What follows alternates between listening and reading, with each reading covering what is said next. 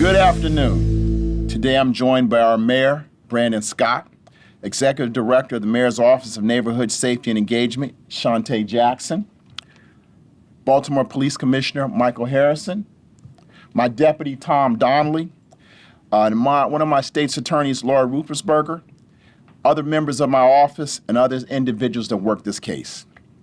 This case demonstrates that the Office of State's Attorney is once again an active participant in the Baltimore Group Violence Reduction Strategy. On March 29th, 2023, the Baltimore City Grand Jury indicted the following individuals for their participation in alleged fentanyl drug trafficking organization that was operating out of the 300 block of South Franklintown Road. One, Danna Kennedy, also known as Danna Kennedy. This individual has been indicted on 3 counts of conspiracy, 1 count of conspiracy to distribute fentanyl, volume dealer of fentanyl, and possession of intent to distribute fentanyl. Each one of those counts carries 20 years. Michelle Taylor, she's been indicted on 3 counts as well: conspiracy to distribute fentanyl, distribution of fentanyl, possession of intent to distribute fentanyl. Each one of those counts carries 20 years. Jadin Wingate faces a maximum penalty as well, having been indicted on 2 counts of conspiracy to distribute fentanyl and 4 counts to distribute fentanyl as well. Each one of those carries 20 years. Kenneth Davis, also known as Kenneth Waddy, faces as well 2 counts of conspiracy to distribute fentanyl and distribution of fentanyl. Once again, every one of those counts carries 20 years. And Desean Parker, who's indicted on conspiracy to distribute fentanyl, 2 counts of firearm drug trafficking, 2 counts of wear, carry, and transport an illegal handgun about their person, and possession of intent to distribute cocaine as well. That young man is facing 20 years, 5 years, one of which carries 5 years without the possibility of parole. A substantial amount of time this entire drug organization is carrying. I must remind everyone that individuals charged by indictment are presumed innocent unless and until they're proven guilty. I want to take a moment to applaud the amazing work of our prosecutors, our Baltimore City Police Department detectives, and our partners in MONSE, the mayor's office. One of the things that's very important in fighting crime in our city, we have to go after some of the violent drug organizations. Dismantling a drug trafficking organization requires skillful coordination between law enforcement and prosecutors, as well as persistence and dedication over several months. It's important to note that when we came into office, my administration, we hadn't had a takedown of a drug organization where we worked collaboratively in a while. The prosecutors from our office were some of my first hires. They immediately reached out to the MONSE. They immediately reached out to Baltimore City Police Department. And within our first 100 days, they made the arrest to take down this drug organization. The hard work displayed by Baltimore City Police Department, my narcotics team in this case, has resulted in removal of deadly weapons off the streets of Baltimore, as well as fentanyl. This work and success we do does not occur without the government and law enforcement partnerships working together toward a common goal. One of the things that's also important, we recovered almost a half kilo of fentanyl. That can kill thousands of people in our city. With the number of drug overdose that we see each and every single year in our city, this is a major win for everybody up here. With that stated, I'd now like to turn this over to our Mayor, Brandon Scott. Thank you, Mr. State's Attorney. Good afternoon or good morning, everyone. I am here today in support of this arrest and indictment of these members of this alleged fentanyl drug trafficking organization operating in Southwest Baltimore. And I want to start where the State's Attorney ended. We must all be reminded that overdose is the #1 killer of folks in our city, and this level of fentanyl that we saw could have killed, as you heard, thousands of people. I want to thank our State's Attorney and his entire team for their deep partnership and collaboration, our Police Commissioner, Michael Harrison, our MONSE Director, Director Jackson, all of our partners for collaborating in dismantling illegal operations and taking individuals who actively pose a threat to our communities off the street. These just aren't petty drug dealers. This group has been connected to the proliferation of deadly opioids in Shipley Hill and the surrounding communities, in addition to being associated with known violent activity. treating the safety of our neighborhoods as a public health issue means going after those who are peddling death and destruction. I want to be very clear that distributing fentanyl and other dangerous substances is a form of violence. In fact, just as I said earlier, Baltimoreans are almost 3 times more likely to die from an overdose than even from gun violence. And we will continue to go after those who make the decision to spread this harm into our communities, and we will do that together in deep partnership and collaboration. Our commitment to making Baltimore safer requires that partnership and an extensive strategy. And we've talked to you all about the group violence reduction strategy, and now as the expansion into the Southwest at the beginning of the year, and how we're going to continue to deepen that partnership and see more bountiful results. These are the type of outcomes we are yielding through collaboration and leveraging our shared public safety resources. This would have not been possible if our residents also didn't step in and say enough is enough. So we always thank the residents of Baltimore for being our most important partner. We stand here today unified and fully committed to the well-being of our residents, and this may be the first drug trafficking organization takedown during our state's attorney's tenure, but I can guarantee you that it won't be the last. Again, thank you all. Thank you to the state's attorney's office, to BPD, to MONSE, for all of your work and the vital role that you play in working together to make Baltimore the safest version of itself. Thank you very much. Now we'll turn it over to Ms. Shantae Jackson, Director of MONSE. Thank you, Mr. Mayor. Thank you, Mr. State's Attorney. Good morning, everyone. I stand here on behalf of the Mayor's Office of Neighborhood Safety and Engagement, the agency that's responsible for the management and the coordination of the group violence reduction strategy. I want to remind everyone that our work through this strategy and through our violence reduction efforts in Baltimore is deeply rooted in keeping our residents safe, alive, and free. The last thing that we would ever want to have no choice but to do is to send folks to prison. These 5 individuals, however, are not only implicated in group violence, but also have made decisions that have inflicted trauma and harm on our neighbors in Shipley Hill, in Southwest Baltimore. The consequence of this is the direct result of their decision to engage in activities that perpetrate harm and the community's decision to reject violence as a norm. Violence takes on so many forms. We know that oftentimes when we see this level of drug trafficking in a neighborhood, it's connected to physical violence. On top of the harm that these individuals have caused through the proliferation of fentanyl in Shipley Hill, they are also known to folks in our community as extreme drivers of violence. Ultimately, our responsibility is to eradicate harm and to heal our community from the trauma inflicted upon them by this group's activities. Following this takedown, MONSE immediately activated a coordinated neighborhood stabilization response in the surrounding area. We've identified a community partner to work alongside us over the course of the next month and a half to bring services to community members to address their trauma.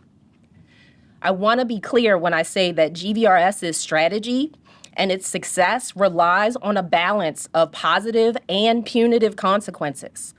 While it's important that we ensure that there are swift and legitimate consequences for those who make the decision to perpetrate harm, it's equally important that we offer supports to those who change their mind and change their lives for the better. We also want to be genuine when we're offering services. So in this instance, the individuals indicted received what we call a law enforcement only notification since they were under active investigation. Today's announcement is a sign of the progress that we've made to bring GVRS to the Southwestern District through both positive and punitive consequences. As of yesterday, we've seen a 30% aggregate decrease in homicides and non-fatal shootings year over year since the activation of the Southwestern District in January. Keeping in mind that this district, after redistricting goes into effect, is projected to account for 16% of the citywide gun violence distribution total, making up the largest percentage across all of the districts. This progress, This decrease in homicides and non-fatal shootings is a result of takedowns like the one that we're talking about today and services that are offered by our partners, YAP and ROCA. In fact, as of today, we've completed direct notification referrals for 37 individuals in the Southwestern District. I'll close with these points. This is about three things: choice, decision, consequence. We want those who are engaged by the group violence reduction strategy to understand the choice that they are being presented with. And like Kiko, who we heard from just last month, make the decision to turn their lives around and accept the services that are offered through our partners, YAP and ROCA. But if they don't, Baltimore, know that this is the team that is going to be holding them accountable. With that said, I'll turn it over to the police commissioner. Sir? Thank you, Director Jackson. Thank you, Mr. Mayor. Thank you, Mr. State's Attorney, and good morning. And thank you all for joining us here today. This investigation began in January of 2023 as a law enforcement collaboration between the Baltimore City State's Attorney's Office Narcotics Unit and the Baltimore Police Department's Group Violence Unit. I want to personally thank Sergeant Brian Flynn and Detective Joshua Moody of the Group Violence Unit who are here with us today. With the hard work and cooperation of our agencies, we were once again able to bring down a drug trafficking organization doing extensive damage to our city's neighborhoods and streets. As we are exhibiting here today, those who continue to perpetrate a culture of violence in our city will be held to account and brought to justice. We will continue to work together to dismantle organizations that add to our nation's overdose epidemic and destroy our neighborhoods through drug trafficking and gun violence. This is just the latest in a series of robust operations in which we are able to make multiple arrests and put down known drug trafficking organizations and then put them out of business, thus illustrating our commitment to the mayor's group violence reduction strategy and disrupting this type of criminal behavior. As State's Attorney Bates stated, this partnership resulted in the arrest and indictments of 5 members of an alleged fentanyl drug trafficking organization in the Shipley Hill neighborhood. Of these 5, 4 of them have previous arrest records that include assault, drug distribution, and even attempted murder. These continued agency collaborations and law enforcement partnerships are crucial in bringing about a safer, healthier community for our residents and visitors alike. And before we close, I want to thank the men and women of the Baltimore Police Department, especially the members of the Group Violence Unit and members who are here with us today for their dedication in this investigation and for their ongoing work in making this city safer. To the people of Baltimore, we heard you. This is us delivering on a promise to go after those who are causing harm in our community. For the drug dealers in Baltimore, you very well could be next. Thank you. Thank you, Commissioner. Once again, I'd like to thank everyone for their participation, from the mayor, from MONSE, the police department, also my prosecutors. I want to also give notice to those out there who are perpetrating a crime on the citizens and the victims in our city. We're saying enough is enough. You don't know where we are, but we're listening, we're looking. And eventually we will come and we will indict you. And then we'll sit down and decide we're going to try you on the state side or the federal side. We've also heard what the citizens have said, and that's about holding people accountable. At this moment in time, I'll open up for any questions. Let's start in front. Let's go ahead. Leslie. Mostly for the commissioner, looking at the bigger picture, just how big of a problem does Baltimore have with these drug trafficking organizations and neighborhood gangs? How big of a problem is this, and what do you need to eradicate them from the city? Well, we get complaints about drug trafficking organizations all the time, not just the police department, but all of us standing here. And even in our community meetings, people are telling us about open-air drug markets. And we make a point of going after those drug organizations and even individuals who are out there, number one, selling drugs and creating harm by selling poison to people who would overdose. And number two, it's when it's connected to violence or they are themselves committing violence, we are going after them. This is an example and a delivery of a promise that we would go after those who are committing harm.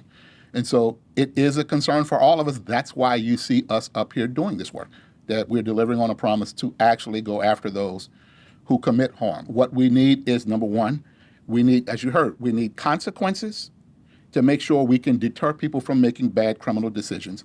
But we also need to help people change their life conditions so that they don't have to do it in the very first place.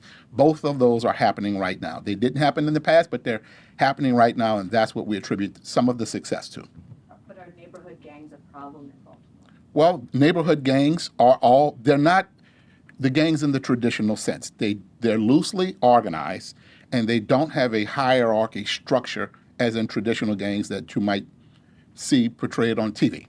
But they are an issue because some of them are tied to violence, and they are tied to drug trafficking, which is also tied to violence. And so it's all connected, and we want to make sure that we can hold people accountable with consequences, but we want to change their lives so they don't have to participate in that lifestyle. And so both of those things have to be done every day and all the time, at the same time.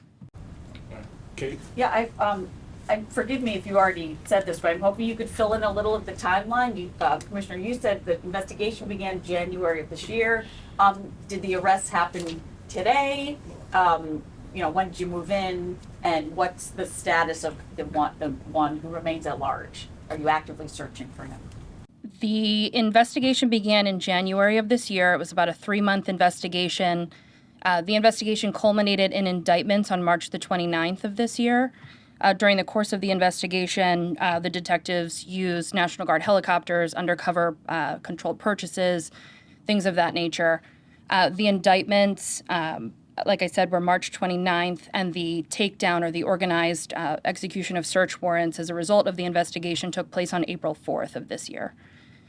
During the takedown day on April 4th, that's when the substantial amount of fentanyl was recovered from Mr. Kennedy's home and Mr. Kennedy's vehicle. Superseding indictments were filed with respect to Dane Kennedy and Michelle Taylor, and that was, I believe, the second week of April. And with respect to Kenneth Waddy, who is at large, there are ongoing efforts to locate him and to arrest him pursuant to the TBA warrant that's been issued for him. If I may, a follow-up question. You don't often hear, several of you said, the community said enough is enough, and you don't hear that a lot. Is this an instance where the community stepped up and actually provided information? Usually we hear you asking, please come forward, we need the community's help. But so many of you said it, I thought it was worth it. Well, I will say that we hear complaints from all communities across the city, and this is one of the communities that we were made aware of this drug trafficking organization. We, as a team, with all of our state, federal partners, prioritize investigations and where we need to focus next. This group, there was evidence to support that they not only were in drug trafficking of fentanyl, which is extremely dangerous, but also tied to violence. And so as we prioritized, this group became the focus of this team, and now we're delivering on that promise. Thank you. Thanks. Yeah, I just have a few questions. The first one's for Director Jackson. Can you talk about what the neighborhood stabilization response looked like after you guys went in following the signal? I would offer that it is currently underway.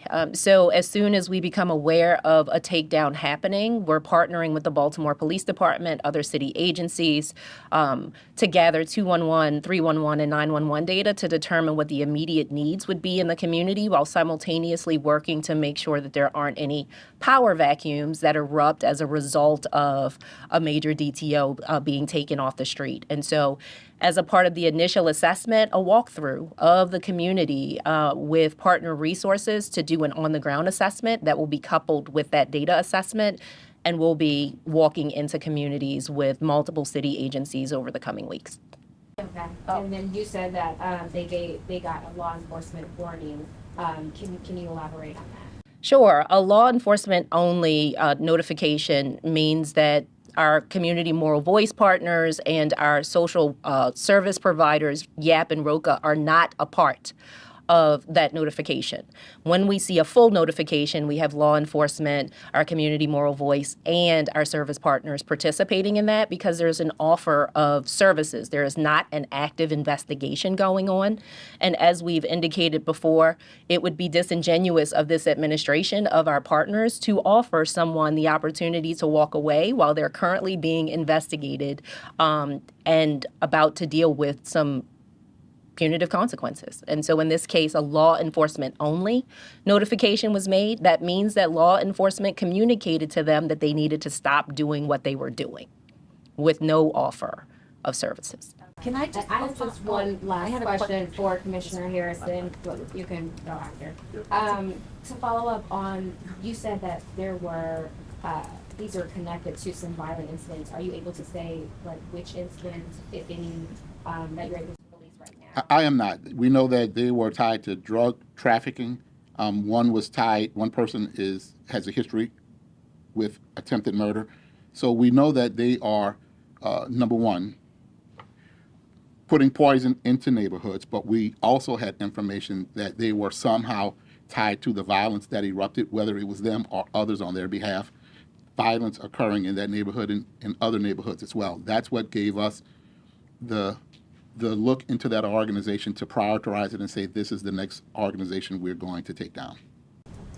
While it's still fresh, I just wanted to your first question was a great one, but you threw out so many acronyms, I have no idea what you were talking about. Can you just in layman's terms explain what people in that neighborhood might see? Who might be walking down the street? What agencies? Maybe a lot of times people will ask us, they said they're going to be here. Like, what should they be looking for in regular person? Thank I often forget that I'm a geek girl and that acronyms are my life. So when we say CNSR, that is a coordinated neighborhood stabilization response that not only partners the agencies that you see behind us, but partners like the health department, partners like the Mayor's Office of Employment Development, DOT, DPW. I'm saying a whole bunch more acronyms, but I think folks know what these agency acronyms stand for. To go on the ground in real time to have conversations with folks about resources that are needed in the community. And we do that in addition to taking a look at 211, which is social service requests, 311, city service requests, and 911, emergency service requests over a 3-month period leading up to that takedown so that we really know what community members are dealing with. So that when we go in and partner with a community project manager, someone who lives there or works there and works very closely with residents, that we are being intentional about the services and the supports that we're providing in an effort to stabilize what could become a powder keg, quite frankly, had we not activated those responses. That explains it. Thanks. Question for the mayor. I'll say, Oh, sorry. we got I one just more. want to understand this group's connection to like group violence if they're not being charged with any like specific shootings. I guess, is that the way that you became aware of them, or are you expecting to like continue investigating and somehow charge them in connection with group violence? Go ahead. Thank you for the question. As we mentioned before, the folks that have been indicted today are known by community members to be violence drivers. We have heard about the past history of at least 4 of those individuals. And so as the group violence reduction strategy determines where investigations are going to start and end, it is driven by where we see group violence occurring. I won't speak for the commissioner, but I would say that we're going to make sure that we work to unearth anything and everything that resulted in violence in that community and its connection to this group and or any other groups. I'll turn it over to the commissioner and to the state's attorney to share any additional points. So thank you, Director. I think there are 2 concepts. There is group member involvement.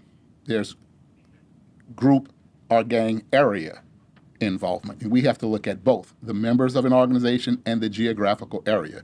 And while sometimes we target an organization, they may be tied to violence, but the area may have the violence that triggered us going after them because they operate within that area. And also remember that a half kilo of fentanyl, what you find oftentimes, fentanyl is killing many, many people. So when you look at the violence, sometimes just the drug itself is a very violent drug, looking at the fentanyl. But then you also have to remember, one of the individuals allegedly had a handgun on their person. And we know the destruction that illegal handguns are doing in the community. And so for us, you know, working together collaboratively to take a half kilo of fentanyl off the streets and take, you know, have these individuals here now charged, that's something no one was seen coming out of this office or coming out of this group. And so what we're saying is that we're here, we're back, and those individuals perpetrating violence and selling drugs, oh, they need to be on notice because we're coming. All right, last one, Alexa. A bill is going to be introduced this evening. It's going to call for more transparency surrounding the grant-making process. Do you believe this bill is necessary? Do you support it? Well, first I've heard of the bill, so we'll have to get back to you on that. I thought we were going to be talking about violence today, but yeah, I think that you know, I'm always someone that talks about transparency, but when you think about our grants, right, and the grants that the city gets, I don't think that anybody's gonna argue that, especially when we get them from the federal and the state government that has a lot of requirements and that information is out there for the public to see. We're always going to be pushing that out there. We'll see and talk with the council member about the piece of legislation as it goes through the process, but I can't comment yay or nay about a bill that hasn't even been introduced to the council as of yet. But what I will comment about is what we've been talking about today, that this is a collaboration, and this is how, as we're talking right now, we have a 21% reduction year-to-date in homicides in the city of Baltimore, which should be what we're talking about public, and how these folks who we know are dealing in death and destruction, just like the last takedown that we had. This is a notice for folks that if you do not change the way that you operate your life, this is going to be you. And we're being very clear about that. Whether you're dealing drugs in an organized way, loosely, however, we do not care. The reality is what we care about is the actions of dealing that drugs that is causing people to die in our city as our leading cause of death. The actions that people are doing when they're carrying those weapons and violence, that we're going to continue to go after them and remove them off the streets of Baltimore. What you're seeing and hearing from us is about how a team is united in fighting Baltimore's longest pressing public health issue, which is gun violence. Thank you. Commissioner, we had a rather brazen daytime armed robbery in Canton over the weekend. What can you tell us about that? We're looking for 2 people. Well, it's under investigation. We are looking for 2 people. There's more to come that you will be getting a little bit later about who we think these individuals are, asking the community for help. That will come later. But it is a brazen robbery that happened in daytime, and we're working with the company. We're working with victims. We're looking for evidence. So anyone with any information is asked to call us right away. And you can even do it anonymously by calling Crime Stoppers at 1-866-7-LOCK-UP. It is currently under investigations, and detectives are following leads at this very moment. Thank you. I had one on-topic question. It's on topic? Yes, it is on topic. Where do you believe the fentanyl came from? It's always interesting to hear answers to that, in terms of, we're 95, so I know it's probably early, but. Well, it can come from a myriad of places. I don't really think it's fair for me to speculate. I think we know the traditional routes, whether someone's purchased it and brought it into the city. I can tell you this, it's highly unlikely that they made it here in the city. They're bringing it in, and that's why it's not just the people you see here.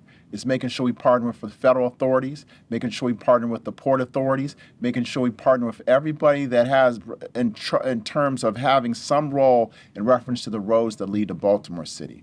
Everybody has to work together. And one thing, once again, I want to hit and talk about again, we're working together. That should be bad news to the people that want to continue to commit crime, because we're no longer in our own silos. We're saying we're together. And that is what I really want to say is our focus in making sure we take down just the beginning, and we got a lot more to go. Thank you.